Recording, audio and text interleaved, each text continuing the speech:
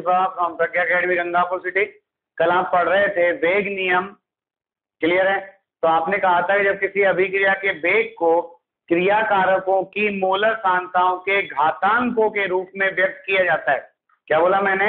जब किसी अभिक्रिया के वेग को क्रिया कारकों की मोलर सांद्रताओं के घातांकों के रूप में व्यक्त किया जाता है, तो जो अभिक्रिया किया जाता है तो उसे हम कहते हैं अभिक्रिया का वेग नियम कहते हैं, या उसे ही हम कहते हैं अवकल वेग समीकरण। क्या कहते हैं भाई? अवकल वेग समीकरण। अब मैंने आपको कहा था किसी अभिक्रिया को देख के हम अवकल वेग समीकरण नहीं लिख सकते। हमें यहाँ पर प्रयोग से ये एक एक्सपेरिमेंट दे दिया, क्वेश्चन मान लो। अब पूछ रहा है कि भाई इस अभिक्रिया का वेग नियम क्या है और वेग नियतांक क्या है। आपको ये डाटा दे दिए और डाटा दे दिए तो इसके वेग नियम और वेग नियतांक बताने। अब आपके पास दो तरीके हैं। पहला तरीका तो है न्यूमेरिकल वाला और दूसरा तरीका है थ्योरेटिकल वाला। तो अपन पहले न्यूमेरिकल वाला करते हैं, फिर करेंगे थ्योरेटिकल वाला। ओके, तो न्यूमेरिकल वाले में मान लिया, सॉल्यूशन में कह दिया कि माना अभिक्रिया का वेग नियम निम्न है। और अभिक्रिया का वेग नियम क्या मान लिया अपन ने? यहां पर आ गया वेग बराबर k इंटू NO की घात x और इंटू H2 की घात y। ये समीकरण नंबर 1 आ गया। क्लियर? बस अब कुछ नहीं करना है, x और y की वैल्यू फाइंड करनी है अपन को इन डाटाओं का यूज करके। अब कैसे यूज करते हैं आप देखिए। प्रयोग फर्स्ट में वेग कितना है? 0.25 गुना 10 की घात -4 है, बराबर k NO कितना है आपका? NO है 0.12 की घात x और H2 कितना है आपका? 0.12 और इसकी घात y। इसको दे दिया आपने समीकरण नंबर 2। फिर दूसरे प्रयोग में ले लिया आपने, कितना आया? 1.0 इंटू 10 टू पावर -4 बराबर k। यहां से वैल्यू रखो। NO कितना है? 0.24 है, तो यहाँ NO आ गया 0.24 की घात x और यहाँ आ गया 0.12 की घात y। इक्वेशन नंबर 3, समीकरण 3 हो गया। क्लियर? फिर यहाँ पे प्रयोग संख्या 3 में देखें अपन, तो 3 से क्या आ रहा है? वेग कितना? 2.0 गुना 10 की घात -4 बराबर k NO की कितनी सांद्रता? 0.24 है और 0.24 की घात x और H2 की सांद्रता कितनी है? इसकी सांद्रता 0.24 है, इसकी घात y। समीकरण नंबर 4। अब हमें इन समीकरणों का उपयोग करके ये बताना है कि x और y के मान कितने आएंगे। क्या बताना है आपको? x और y के मान कितने आएंगे। तो आप यहाँ देखिए, समीकरण 1 में ये 0.12 है, तो यहाँ पर समीकरण 3/2 कर दें, तो समीकरण 3/2 करने पर, और समीकरण 3/2 करने पर 3 कितना है? 1.0 गुना 10 की घात -4 है और 2 कितना है? 0.25 गुना 10 की घात -4 है। क्लियर? 3 में क्या आ रहा है आपके? k इंटू 0.24 24 की घात x और 0.12 की घात y बट्टे k। यहाँ पे कितना आ रहा है? इक्वेशन 2 में 0.12 की पावर x और यहाँ पे कितना आएगा? 0.12 की पावर y। ये कट गया, k से k कट गया, 0.25 से 1 जो है वो 4 टाइम कट गया, 10⁻⁴ से 10⁻⁴ कट गया, तो यहाँ तो 4 आ गया और ये 2 टाइम कट गया, तो यहाँ पे क्या बचा? 2 की पावर x बच गया ना भाई। 2 की घात x बच गया, तो x बराबर कितना आ गया भाई? 4 का मतलब होता है 2 की घात 2 बराबर 2 की घात x, तो x बराबर आ गया 2। क्लियर? कितना आ गया? x बराबर 2। तो इस समीकरण में x बराबर 2 है। क्लियर? अब हमें y का मान निकालना है, तो आप यहाँ देखिए समीकरण 4 और 3 ले लीजिए। 0.24 एक कट जाएगा। आपको वो समीकरण लेनी है जिसमें एक कट जाए और एक बच जाए, ताकि वैल्यू अपन आराम से निकाल सके। तो यहाँ पर देखिए, आपने कहा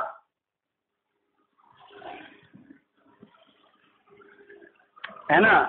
आप कह देंगे तो समीकरण 4/3 कर दीजिए। क्या कर दीजिए? समीकरण 4/3। तो समीकरण 4/3 करने पर, और 4/3 करेंगे तो कितना आएगा?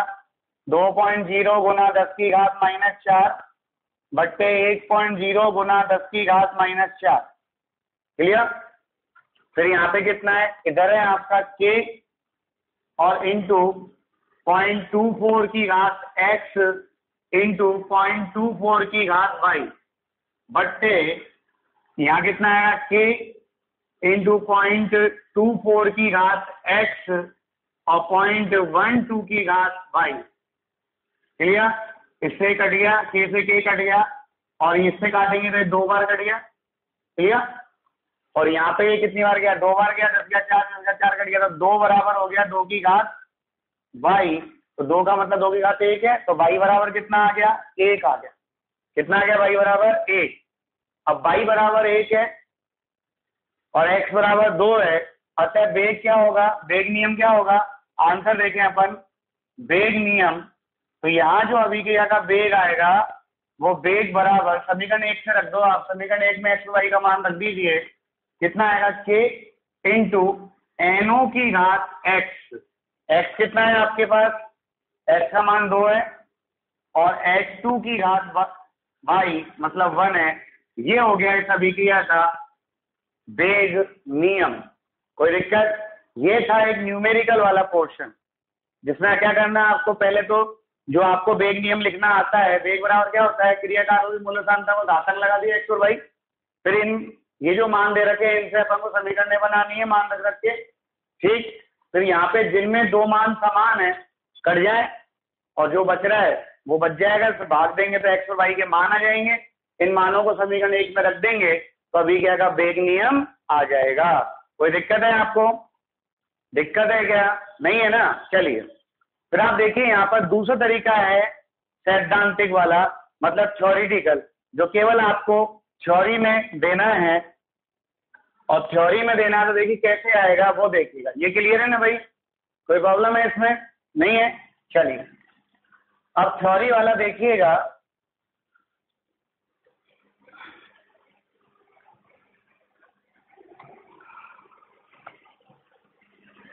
थ्योरी वाला देखिएगा आप कैसे आएगा वो देखिएगा।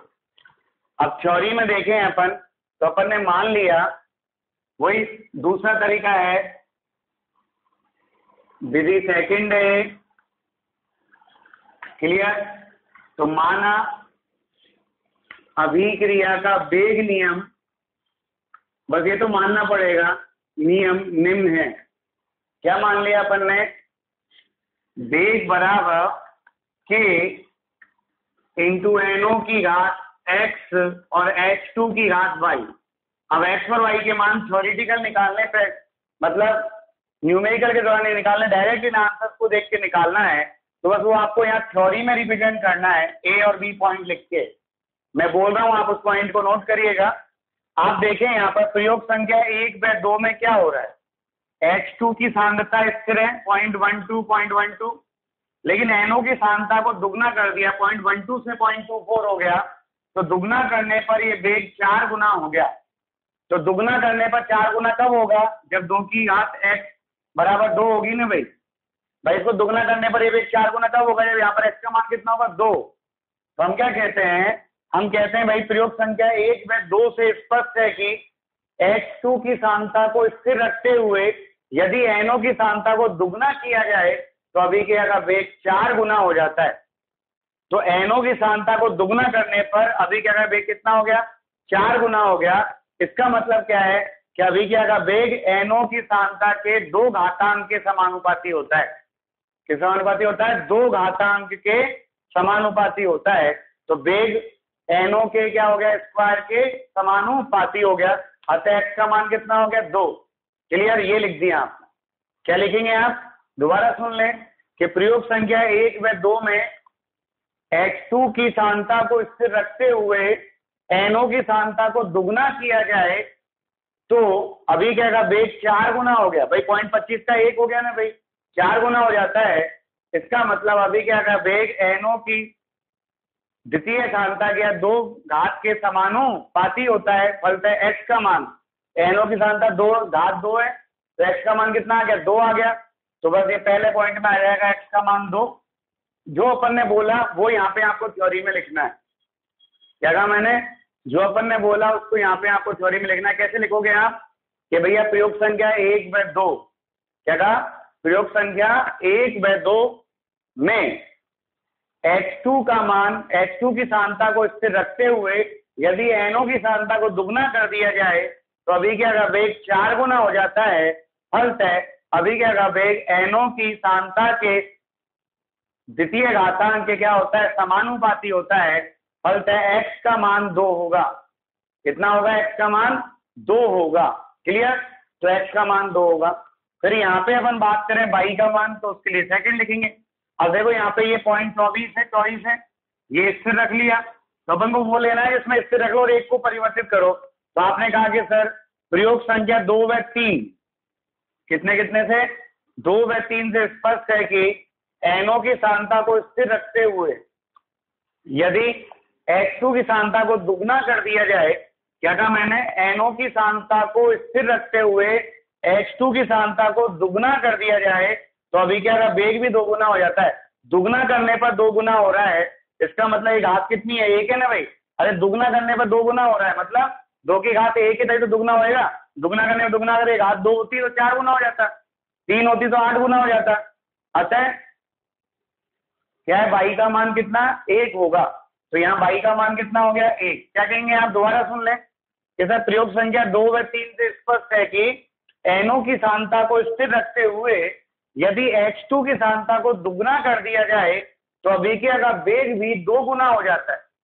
क्या कहा मैंने, x2 की सांता को दुगना कर दिया जाए तो अभिक्रिया का वेग भी 2 गुना हो जाता है, और दुगना करने पर 2 गुना हो रहा है। इसका मतलब क्या है, अभिक्रिया का वेग x2 के प्रथम घातांक के समानुपाती होगा, मतलब एक घातांक के समानुपाती होगा, और एक घातांक के समानुपाती, इसका मतलब y का मान कितना है, 1 है। अब हमारे पास x का मान 2 आ गया और y का मान 1 आ गया। ये थ्योरी में लिख दिया आपने यहाँ पर, और थ्योरी में लिख दिया। अतः आप क्या करोगे, अतः अभिक्रिया का वेग बराबर आएगा कि x का मान आया 2 और y का मान आया 1। ये आपका वेग नियम है इस अभिक्रिया का। कोई कंफ्यूजन है तो आप मुझे बताइएगा, कोई दिक्कत है तो बोलिएगा। क्लियर है, कोई प्रॉब्लम नहीं है, कोई दिक्कत नहीं है। ये क्वेश्चन इस तरह से करने हैं आपको।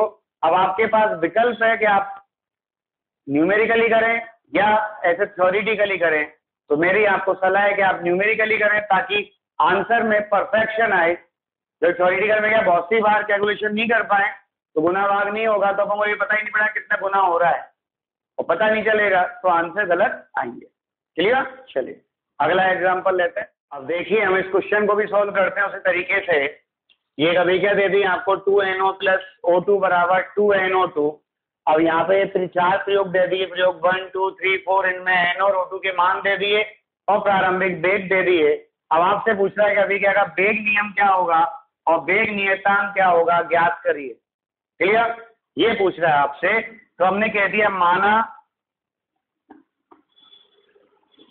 अभिक्रिया का वेग नियम कितना है भाई, निम्न है। और क्या है वो निम्न, आपने यहां लिख दिया अभिक्रिया का वेग बराबर क्या आएगा, k इंटू क्या क्या है अभिक्रिया में किया कर, NO है तो NO की घात कितनी माननी है अपन को, x, और O2 है तो O2 की घात कितनी माननी है अपन को, y। कितनी माननी है, y। और इस x और y के मान निकालने इन डाटा से। क्लियर है, तो अपन पहले इन सभी प्रयोगों के एक एक समीकरण लिख देते हैं नीचे। तो प्रयोग संख्या 1 से देखिएगा, अभिक्रिया का वेग कितना, 0.096 बराबर k NO की घात, NO की सांद्रता कितनी है आपके, 0.30 की घात x और 0.30 की घात y। समीकरण नंबर 2। फिर यहाँ पे आएगा 0.30 384 बराबर के, और यहाँ कितना आएगा 0.60 की घात 60 की घात x, और यहाँ पे हो गया 0.30 की घात y। समीकरण नंबर 3 और रख दीजिए मान। क्लियर? यहां से देखिए तो 0.192 बराबर के, और यहाँ पे आएगा 0.30 की घात x और 0.60 की घात y। समीकरण नंबर 4। क्लियर? और यहाँ पे क्या आएगा 0.768 बराबर के 0.60 की घात x और 0.60 की घात y। समीकरण नंबर कितना हो गया 5। अब हमें इन चारों समीकरणों का उपयोग करके x और y के मान निकालना। तो आप यहाँ देखो किसमें मान समान है किसमें नहीं है। तो देखो NO का मान 0.30 और 0.30 है एक, किसमें 2 में और 4 में। तो आप क्या करें, समीकरण 4/2 कर दें। तो जिसमें समान है ना, क्योंकि एक कटना चाहिए एक बचना चाहिए तो आंसर निकलेगा। तो आपने क्या करा, समीकरण 4/2 कर दिया। 4 में कितना है आपके 0.192 बट्टे 2 में कितना है आपके 0.096 बराबर 0.192 के इंटू 0.30 की घात x इंटू 0.60 की घात y बट्टे नीचे क्या आएगा के। समीकरण 2 में क्या है 0.30 की घात x और 0.30 की घात y। क्लियर? तो यहाँ पे आप देखिए के से के कट गया, ये इससे कट गया, ये पूरा कितने टाइम गया 2 टाइम गया, और यहाँ पर ही हो गया पूरा 2 बार गया। तो इधर भी 2 बचा और उधर 2 की घात y बचा। तो y बराबर कितना आ गया 1, क्योंकि ये 2 की घात 1 है। तो यहाँ y का मान कितना आ गया आपके 1 आ गया। कितना आ गया y का मान 1 आ गया। अब हमें x का मान निकालना है। तो x निकालने के लिए y कटना चाहिए। तो y देखो यहाँ से कट रहा है ना भाई 0.30 पावर y 30 पावर y, ये चेंज है। तो से इक्वेशन 3/2 कर दीजिए। तो हम क्या कर रहे हैं यहाँ पर समीकरण 3/2 करने पर, और समीकरण 3/2 कर दीजिए तो कितना आएगा 3 में कितना है आपके 0.384 बट्टे 0.096 बराबर के 0.60 की घात x और 0.30 की घात y बट्टे यहाँ कितना है समीकरण में 2 में कितना है,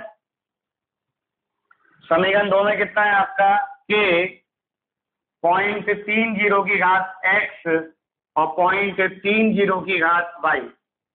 ओके, तो ये कट गया कितनी बार 4 बार। क्लियर? कितनी बार गया 4 बार, और ये कट गया 2 बार, के से के कट गया, ये पूरा ही पूरा कट गया। तो यहाँ देखिए 2 की घात x बची और यहाँ 4 बचा। 4 का मतलब है 2 की घात 2 बराबर 2 की घात x। तो x बराबर कितना आ गया 2 आ गया। क्या आ गया x बराबर 2 आ गया। क्लियर है? और जब x बराबर 2 आ गया तो समीकरण 1 में x और y के मान रख दीजिए। क्या आ जाएगा आपके वेग नियम आ जाएगा। मिटा दो ना इसको। तो थ्योरेटिकल आप करना चाहें तो कर सकते हैं, बाकी मैं सलाह नहीं दूंगा थ्योरेटिकल करने की। मैं केवल आपको न्यूमेरिकल के द्वारा सॉल्व करने की सलाह दूंगा ताकि इसी को ही आंसर परफेक्शन में निकाला जा सके। तो x की वैल्यू 2 आ गई और y की वैल्यू कितनी आ गई 1 आ गई। तो अपन यहाँ बात कर लें आते हैं कितने से, समीकरण 1 से। और समीकरण 1 में आए तो आप यहाँ देखिएगा अभिक्रिया का वेग बराबर कितना बनेगा के NO की घात x है। x का मान कितना है 2 है, तो यहाँ 2 रख दीजिए, और इंटू O2 की घात y है, y का मान 1 है, ये रख दिया। ये बन गया अभिक्रिया का वेग नियम। क्लियर है? बोलो कोई दिक्कत है तो निकालने में कुछ नहीं करना। जो आपको डाटा दे रखा है उस डाटा से पहले इक्वेशन बनाइए, और इक्वेशन को इस तरह से काटा पीटी करेंगे एक का मान निकल जाए एक कट जाए, कंप्लीटली काम खत्म। क्लियर? अब हमसे पूछा है इस क्वेश्चन में, पहले वाले क्वेश्चन में पूछा था वेग नियतांक ज्ञात करो। तो कुछ नहीं करना, किसी भी एक समीकरण में x और y के मान रख दो। तो हमने यहाँ समीकरण 1 में x व y के मान रख दिए। तो समीकरण 1 में x व y के मान रखने पर, और समीकरण 1 में x व y के मान रखने पर, तो 1 में कितना है 0.096 बराबर k का मान निकालना है, तो k इंटू 0.30 की घात 2 आ जाएगा x का मान, और 0.30 की घात 1 आ जाएगा, तो ये कितना हो गया 0.30 का क्यूब हो गया, तो k बराबर कितना हो गया 0.9096 अपॉन 0.03 का क्यूब, तो 0.30 इंटू 0.30 कितना हो गया 0 0, और यहाँ हो गया 0 और 9, क्लियर। ये कितना आ गया आपके 9 आ गया 900, तो 0.09 आ गया, फिर इसको 3 से 0.30 से और मल्टीप्लाई कर दिया, कितना आ गया आपके 0 0 0 0 और 0 0 9 7 7 हासिल 2, कितना आ गया 0 0 0 7 और 2, और यहाँ पर 0 लगे 6 अंक के पहले, तो पॉइंट ये आ गया 0.027, क्लियर। कितना आ गया 0.027 आ गया, तो कुछ नहीं करना, आपको बस ये 0.27 से डिवाइड करना है, और डिवाइड करोगे तो पॉइंट से पॉइंट हट गया, तो 96/27 कितने टाइम गया, अप्रोक्स 3 टाइम गया, 21 2 और 6 और 2 8, कितना बचा 5 और 1 15, 150 हो गया, कितने टाइम गया 5 टाइम गया, तो हो गया k बराबर 3.5, क्लियर। क्या आ गया k बराबर 3.5, एनी कंफ्यूजन। चलिए करते हैं अभिक्रिया के वेग को प्रभावित करने वाले कारकों की, कि कौन कौन से कारक अभिक्रिया के वेग को प्रभावित करते हैं और कौन कौन से कारक अभिक्रिया के वेग को प्रभावित नहीं करते, और करते तो कितना करते हैं वो देखिएगा आप। बारिश हो रही है आज अच्छी वाली, ठीक है, तो घर पे पकौड़ी तो खाते ही रहिएगा आप, और हमें भी भेजते रहिएगा। तो आप देखिएगा यहाँ पर अभिक्रिया के वेग को प्रभावित करने वाले कारकों में पहला कारक है अभिकारक की प्रकृति, दूसरा कारक है अभिकारकों की सांद्रता, तीसरा कारक है दाब, चौथा कारक है ताप, पांचवा कारक है उत्प्रेरक का प्रभाव, और छठा कारक है विकिरण का प्रभाव, क्लियर। ये 6 कारक है आप, क्लियर है। तो हम पहला लेते हैं यहाँ पर अभिकारक की प्रकृति, अभिकारक की प्रकृति। अब आप देखिए, आप जानते हैं कि कोई भी रासायनिक अभिक्रिया होती है उसमें होता क्या है, उसमें ये कि पुराने बंध टूटते हैं और नए बंध बनते हैं, तो अतः टूटने वाले बंधों की संख्या और सामर्थ्य जितना कम होगा तो भाई वो बंध उतनी आसानी से टूटेंगे, तो अभिक्रिया उतनी तेज होगी, नए बंध उतनी आसानी से बनेंगे, क्योंकि जितनी जल्दी टूटेंगे उतनी जल्दी नए बनेंगे। तो यहाँ पर हम कहते हैं कि रासायनिक अभिक्रियाओं में क्या होता है, पुराने बंध तो टूटते हैं और नए बंध बनते हैं, अतः टूटने वाले बंधों की संख्या जितनी कम होगी और सामर्थ्य जितना कम होगा, अभिक्रिया का वेग भी उतना ही अधिक होगा। क्या बोला मैंने, टूटने वाले बंधों की संख्या जितनी कम होगी और सामर्थ्य जितना कम होगा, अभिक्रिया का वेग उतना ही अधिक होगा, क्लियर है। तो कम बंद होंगे जल्दी टूटेंगे, ज्यादा बंद होंगे लेट टूटेंगे, क्लियर है। जैसे अपन यहाँ पे 3 एग्जाम्पल लेते हैं और इसको देखते हैं। पहला एग्जाम्पल जैसे अपन ने लिया CH4 प्लस O2 बराबर CO2 प्लस 2H2O, ये पहला एग्जाम्पल ले लिया, क्लियर। दूसरा एग्जाम्पल लिया आपने CO प्लस O2 बराबर 2CO2, और तीसरा एग्जाम्पल ले लिया आपने NO प्लस O2 बराबर 2NO2, क्लियर। अब यहाँ पे हम देखें तो इस अभिक्रिया में एकल बंध है, carbon hydrogen carbon hydrogen carbon hydrogen carbon hydrogen single बंध है, और कितनी संख्या है इनकी 1 2 3 4 संख्या है, जबकि यहाँ पर CO जो है वो ट्रिपल बॉन्ड है और एक ही संख्या है, तो ट्रिपल बंध संख्या तो एक ही है ना, बंधों की संख्या तो एक है, बाकी उसमें 2 पाई और 1 सिग्मा है, तो ये एक ट्रिपल बॉन्ड हो गया और एक द्विबंध हो गया। तो यहाँ 4 एकल बंध है और यहाँ एक ट्रिपल बंध है। तो ट्रिपल बंध का सामर्थ्य जो होता है, त्रिबंध का जो सामर्थ्य होता है वो अकेले एकल बंध से तो ज्यादा होगा, लेकिन 4 एकल बंधों की तुलना में बहुत कम होगा। तो यहाँ पर ये आसानी से टूटेगा और ये कठिनाई से टूटेगा। क्यों? यहाँ संख्या 1 है बंध तोड़ने की, यहाँ 4 है।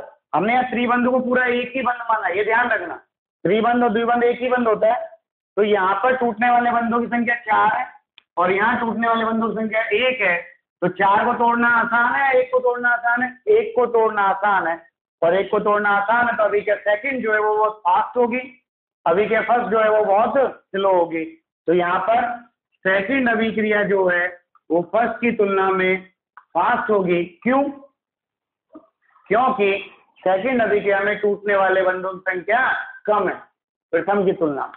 यहाँ एक ही बंध है, यहाँ 4 बंध है। क्लियर? ये पहला ये हो गया।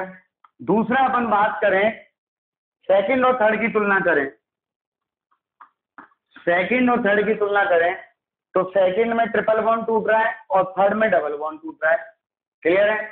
तो किसका सामर्थ्य ज्यादा होता है, ट्रिपल बॉन्ड का या द्विबंध का? भाई त्रिबंध का सामर्थ्य ज्यादा होता है, द्विबंध का ज्यादा होता है।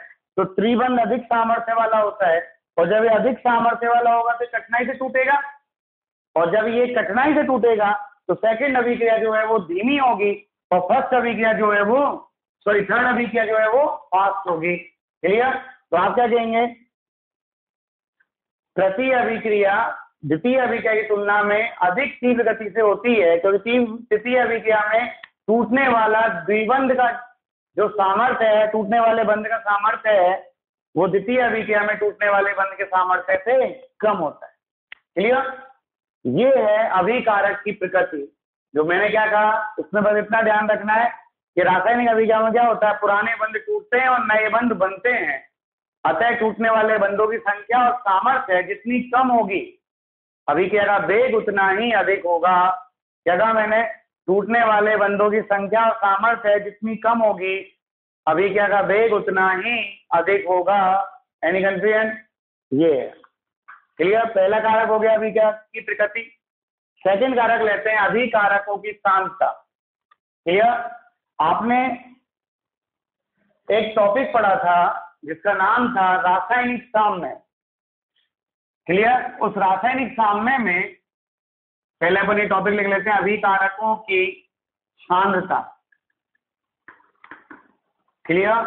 तो आपने एक टॉपिक पढ़ा था रासायनिक साम्य, उसमें एक नियम पढ़ा था, गुलवर्ग व वागे का नियम पढ़ा था, जिसमें आपने कहा था कि किसी भी अभिक्रिया का जो वेग होता है वो उसमें उपस्थित क्रिया कारकों की मोलर सांद्रताओं के घातांकों के गुणनफल के समानुपाती होता है।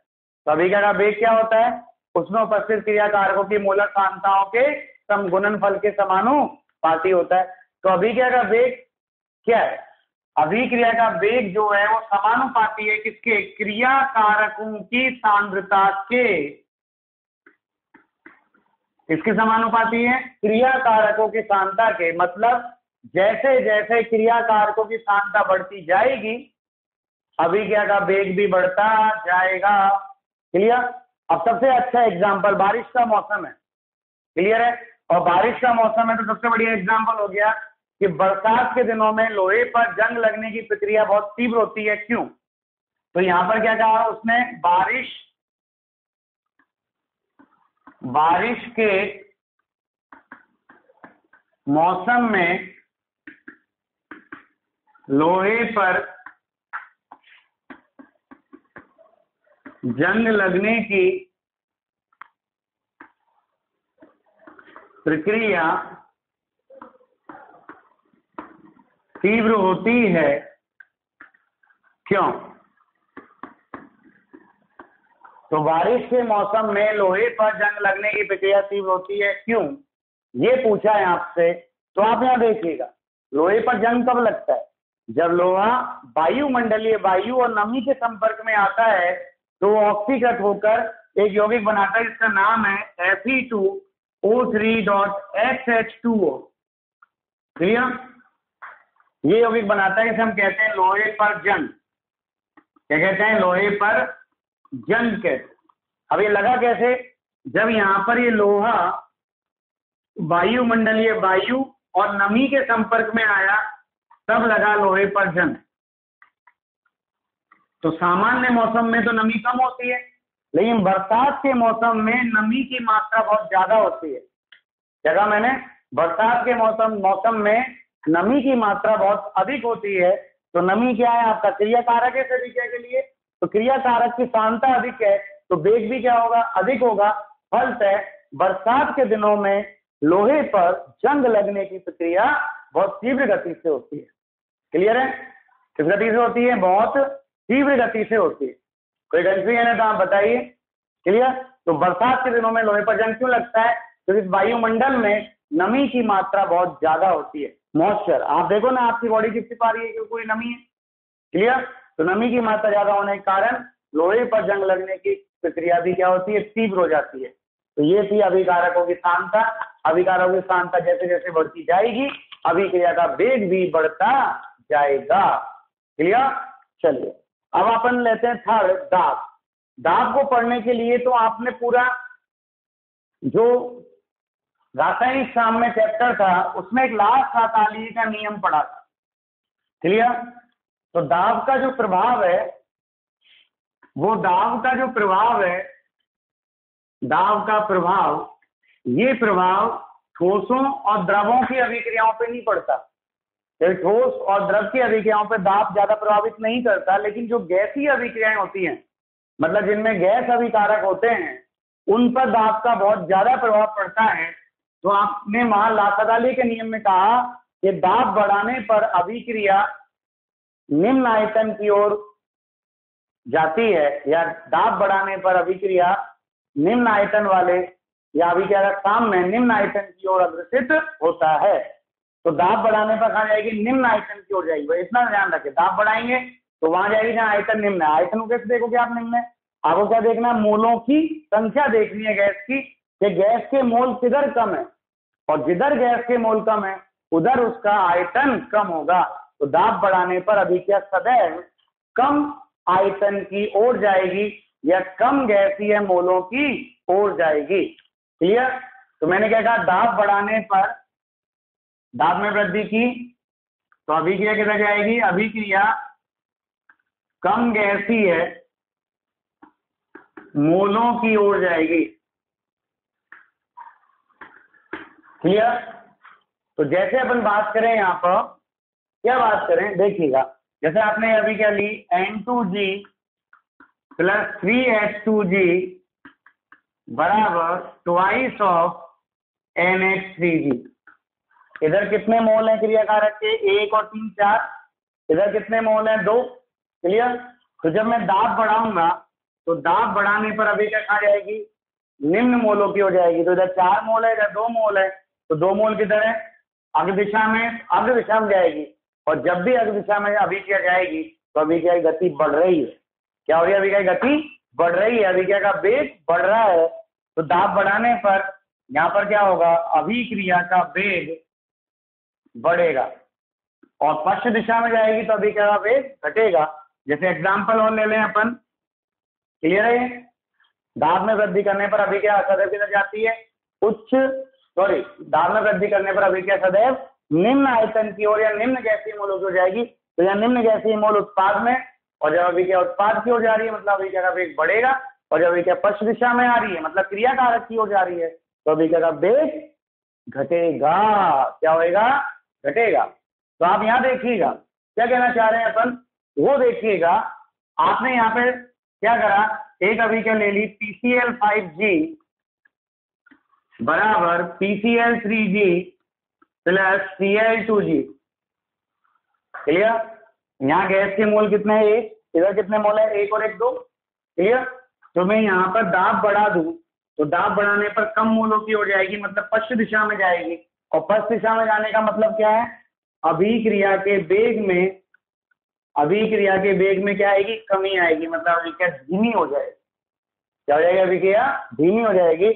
और चौथा एग्जाम्पल ले लें, अगला एग्जाम्पल ले लें ऐसा कि H2G प्लस I2G बराबर 2HIG। ये एग्जाम्पल ले लिया तो बेटा जी इस एग्जाम्पल में देखिएगा आप, यहाँ 1 और 1 2 मोल है, यहाँ 2 मोल है, तो दोनों तरफ गैसीय मोल बराबर है और दोनों तरफ गैसीय मोल बराबर है, तो दाब में वृद्धि करने पर वेग पर कोई प्रभाव नहीं पड़ेगा। तो यहाँ पर क्या होगा, दाब में वृद्धि करेंगे तो अभिक्रिया का वेग अपरिवर्तित रहेगा। क्या रहेगा, अपरिवर्तित रहेगा। क्लियर, ये है दाब का प्रभाव। क्लियर। अब हम बात करते हैं चौथा प्रभाव, ताप का प्रभाव। ये एक इंपॉर्टेंट टॉपिक है और ताप का प्रभाव आगे अपन बहुत बड़े टॉपिक के रूप में पढ़ेंगे। अभी तो अपन छोटे टॉपिक के रूप में पढ़ रहे हैं, फिर एक पूरा टॉपिक पढ़ेंगे ढंग से, बड़ा वाला। तो यहाँ पे हम बात करें सामान्य रूप से ताप का प्रभाव, आपने पढ़ा था ला-था-तालिये का नियम, जिसमें आपने कहा था ये ऊष्माशोषी अभिक्रिया है। ऊष्माशोषी का मतलब क्या है, वे अभिक्रियाएं जिनमें ऊष्मा की आवश्यकता होती है। तो ऐसी अभिक्रियाओं के लिए ताप में वृद्धि करने पर अभिक्रिया का वेग बढ़ता है। क्या कहा मैंने, अभिक्रिया का वेग बढ़ता है। और ऊष्माक्षेपी अभिक्रियाएं, मतलब इसमें क्या होता है, ऊष्मा मुक्त हो रही है, तो ऐसी अभिक्रियाओं में ताप में वृद्धि करने पर अभिक्रिया का वेग जो है वो घटता है। क्या होता है भाई, अभिक्रिया का वेग घटता है। अब आप देखिएगा यहाँ पर अपन यहाँ बात करें दूसरी, है ना, ये तो एक बात कह दी। बाकी सामान्य तरीके से बात करें तो सामान्यतः ताप में वृद्धि करने पर अभिक्रिया के वेग में भी वृद्धि होती है। क्या कहा मैंने, सामान्यतः ताप में वृद्धि करने पर अभिक्रिया का वेग भी बढ़ता है। क्यों बढ़ता है अभिक्रिया का वेग, वो देखिएगा।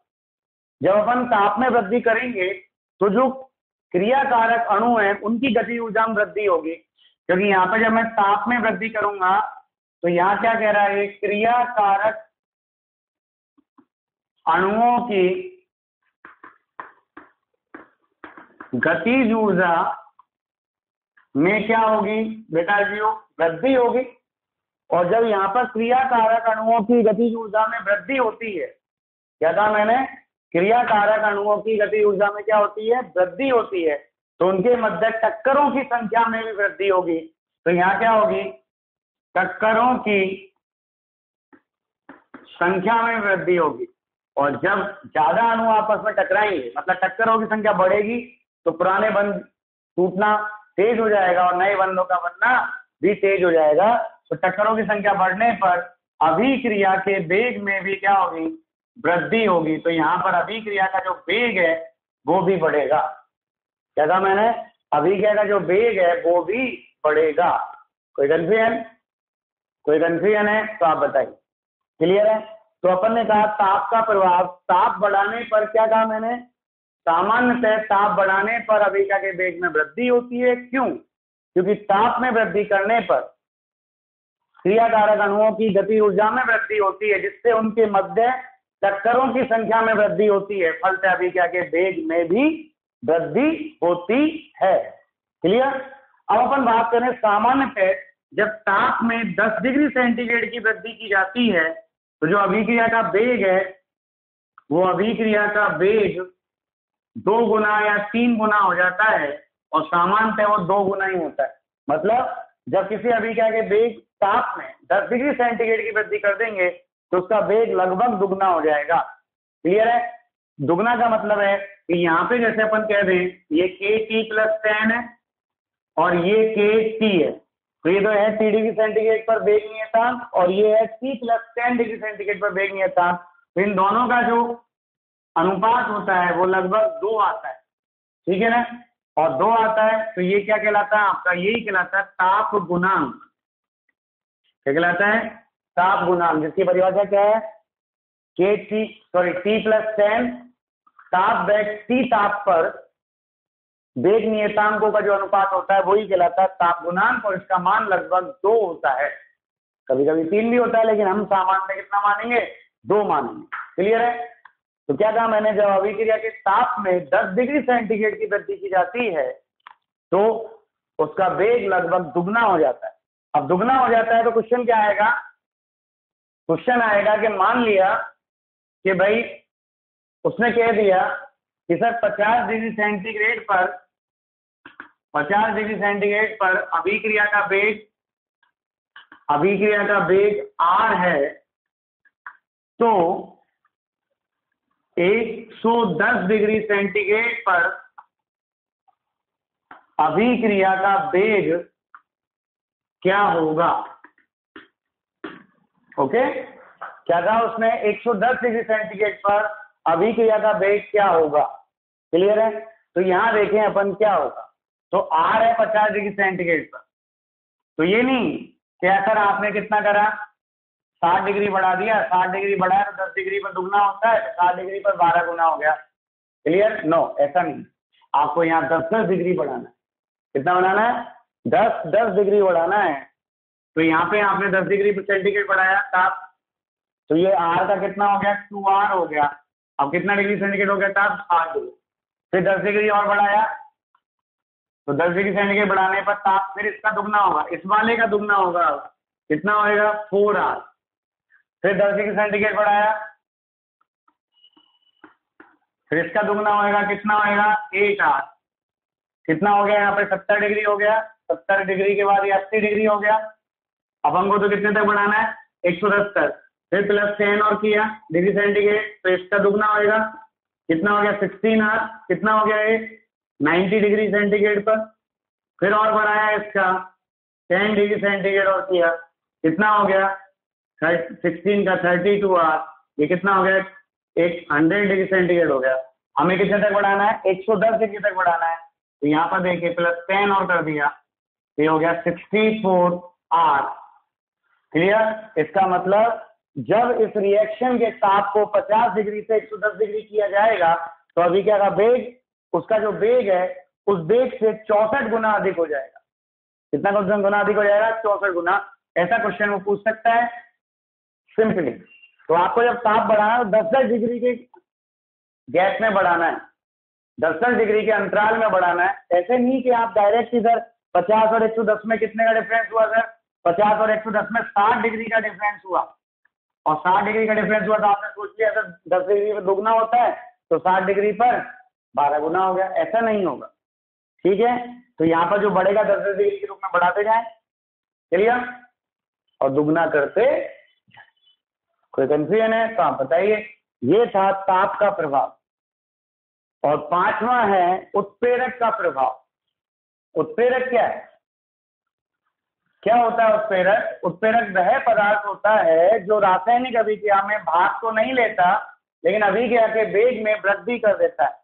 तो पांचवा पॉइंट आता है आपके उत्प्रेरक का प्रभाव। तो उत्प्रेरक क्या होता है भाई? उत्प्रेरक वह पदार्थ होता है जो अभिक्रिया में भाग नहीं लेता लेकिन अभिक्रिया के वेग में वृद्धि कर देता है, उत्प्रेरक कहलाता है। मतलब उत्प्रेरक उस शादी कराने वाले की तरह होता है, मीडिएटर की तरह होता है जो शादी की वेग को बढ़ा देता है। कैसे? जैसे मान लो कि एक लड़की का पिता ट्रेन में चल रहा है, उसके बगल में मान लो मैं बैठ गया। क्लियर? अब वो आ रहा है कोटा से और वो हमारे गंगापुर आना चाहता है, तो उसने वहां पे बैठा है मेरे बगल में वो, और मैंने उससे पूछा भाई साहब कहाँ जा रहे हो? उन्होंने कहा गंगापुर जा रहे हैं। क्यों जा रहे हैं? कि साहब बेटी के लिए लड़का देखना है। उसने पूछा आप कहाँ के हो? गंगापुर के। कहाँ रहते हो? कि साहब गांधी कॉलोनी। साहब मैं भी वहीं जा रहा हूँ, लड़का वाला भी वहीं रहता है। क्लियर? तो अब वो मुझसे इंक्वायरी करेगा कि सर कैसा है वो बच्चा। तो मेरे पास दो जवाब है, पॉजिटिव जवाब है और एक नेगेटिव जवाब।